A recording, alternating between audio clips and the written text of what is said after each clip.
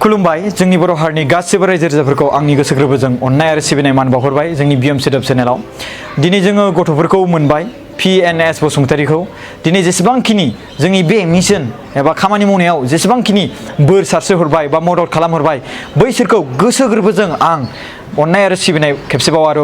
P Basumatary आरो S बसुमतारीखौ मोनबोबाय बेफोर गासिबो नोंथांमोननि अननायनि दारै जोङो गोजौ माने आसामनिफ्राय बे बेंगलरसिम सफैबाय बोरै नोंथांमोननि अननाय आरो लोगोसे जोंहा मादै आरो लोगोसे नैबे सोमखोर आरो बिनि फंबाय आरो लोगोसे जोंहा आब' गासिबो आरो नोंथांमोन दिनै जोंहा आब'नि न'आव दङ बेवहाय जोङो 21 डेज दिनै जों बेयाव थाबाय जों जुदि भारा थायोमोनबा मा थायोमोनब्ला जों गोबां रां रुफा थांबावगौमोन बाट बेवहाय जोंनो आब'आ एसे इसोर बायदि जोंनो मोनसे जायगा मोनसे आश्रय खालामना होबाय जों साथाम मानसिनो आरो बिनि गेजेराव जों दा बेयावनो दङ भिडिअखौबो बेयावनो शुट खालामदों आरो आं बेखौ बुंनो सानो जोंनि जाय खामानियाव जे नोंथांमोना मदद खालामदों बेबायदिनो नोंथांमोना इयुनाव गुबुनखौबो बेबायदिनो मदद खालामबानो जाबाय दिनै जोङो गथ'फोरखौ लाबोदों आरो गथ'फोरनिफ्राय जों माखासे बाथ्रा मोनथिनो लुबैग्रोदों आं बेखौ बुंग्रोनोसै सिगांग्रो गथ'फोरखौ सोंनो लुबैदों नोङो माबायदि मोनदों दायो फैनानै मोजां मोनदों ओमफ्राय बेवहाय सिङाव माबायदि मोनोमोन थानानै दरसि मोनोमोन गाबबाय थादोंमोन औ मैयाबो माने जोंखौ लायगोन होननानै खोन्थादोंमोन होनदों नामा बाट एक्सुवेलि जोंखौ ना 31आवसो जोंनो हरगोन होननानै बुंनानै जोंथ' बिदिब्ला जोंथ' सप्तासेनि सिगांबो जों मोनबोयोमोनबा जों लाबोगौमोन आरो ना बाट बिसोरखौ मैयाहाय लाबोगोन माने लांफैगोन होननानै बिसोरखौ आसा खालामहोबाय आरो ना ओमफ्राय दायो माबायदि मोनथारदों एसेलै बुंलाय नों जोबोद मोजां मोनदों ना ओमफ्राय बेवहाय माबाफोर उसुबिदा जादोंमोन नामा माबाफोर माबायदि दरसि थानो सुखुवा गिनाय मोनो आरो ना आच्छा ओमफ्राय दायो नों बेसेबां क्लासाव फरायदोंमोन ओरैनो क्लास 4 ना ओमफ्राय दा थांना फरायफिनगोन दा औ दे ओमफ्राय नोंलाय माबायदि मोनदों मोजां मोनदों ना एकदमबारे मादै नोङो खेबसे एसे बे जोंनि खामानि मावनाय बिनि सायावहाय रायजो राजाफोरखौ माबाफोर बुंनो सानदों नामा हमना बुंदो एसे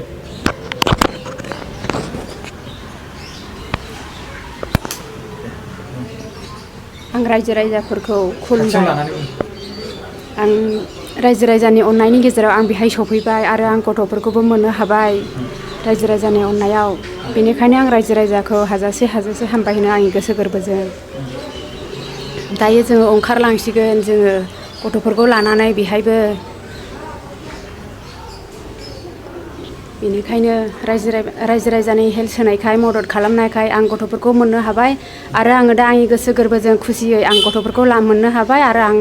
न'सिमाव दैथायलांसै आरो आं गथ'फोरखौबो आंनि न'आवनो दोनहैनोसै बिसिनि गोसो बायदि फरायहोनोसै आरो बिसिनि नांगौ बायदिखौ आङो खुसि खालामनानै दोननोसै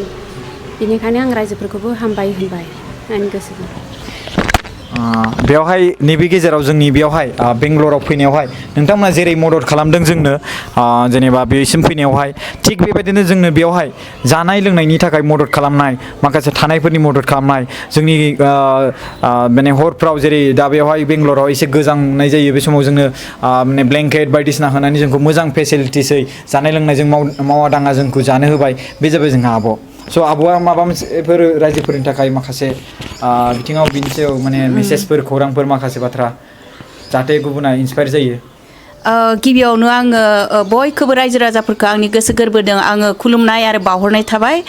आङो नोंथांमोननि बेबायदि मदद होनायाव अनसुंथाइ हरनायाव बिथांमोना बेबायदि गथ'फोरखौ दिनै मोनबाय नोंथांमोनखौ आरो बिथांमोननि जानानैबो आं हामबाय होनदों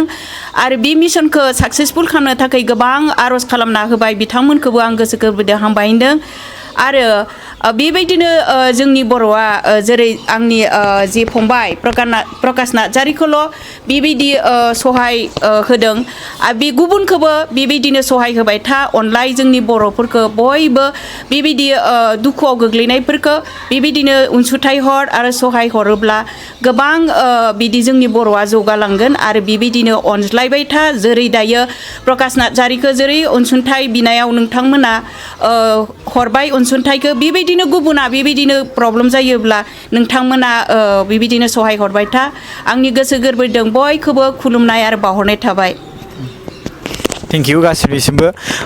एक्सुवेलि बुंनो थाङोबा बयनिख्रुइ बांसिन खस्थ' सहायनांदों जोंहा आब'आनो बेयाव मावनाय दांनाय जानाय लोंनाय गासैखौबो दा 21 डेज थानाया देमालि बाथ्रा नामा बेखौ साननानै नाय 21 डेज सोमखोर नों माबायदि मोनदों नोंसा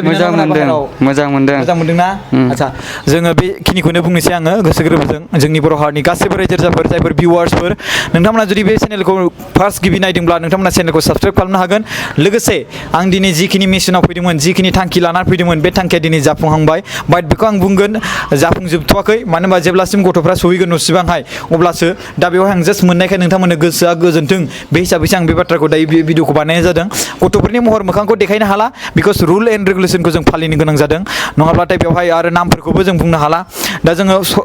मोनाबिलिनि जों 7:30 मोनहैगोन जों गारिबो सासे आं जाय जायगायाव थायो बिनि बिगोमा जोंहा आदैयानो लांफैगोन होननानै बुंबाय दा बेयो जोंखौ 7:30 पिकआप खालामगोन आरो लोगोसे बिनिफ्रायनो जोङो गुवाहाटीनिफ्राय चिरांसिम फैनांगौ 3 घन्टा बिदिनो 3.5 घन्टासो लागोन आरो लोगोसे बिसोरखौ 1 घन्टासोनि लामा आरो फैनाय माने 3टा 4टा बिदिसो जागोन आरोना जोंना आंना उन्दुनाया बिसोरथ' थाब उन्दुनो मोनसिगोन होमबाबो थाब उन्दुगोन ना उन्दुआ बेखौ मिथिला खिन्थु आंनिया बेलायाव आंना 4टा बा 3:30 बिदिसो मोनहैसिगोन आरोना स' गोजोननाय थाबाय गासिबो जायफोर मानसिफ्रा बोर बिनानै होदों माखासे दरना खालामनो नागिरनायाव नोंथांमोना लैहोरै ओंखारबोनो नागिरदों सोरबा कल खालामदों जोंनि कम्पानियाव 200 जन दं 20 जन दङ आरो गारि लानानै जों थांगोन दाख्लैबावैसो सेलारि मोनदों गोसो गोरबोजों आं खुलुमनाय थाहरबाय आरो नोंथांमोना जे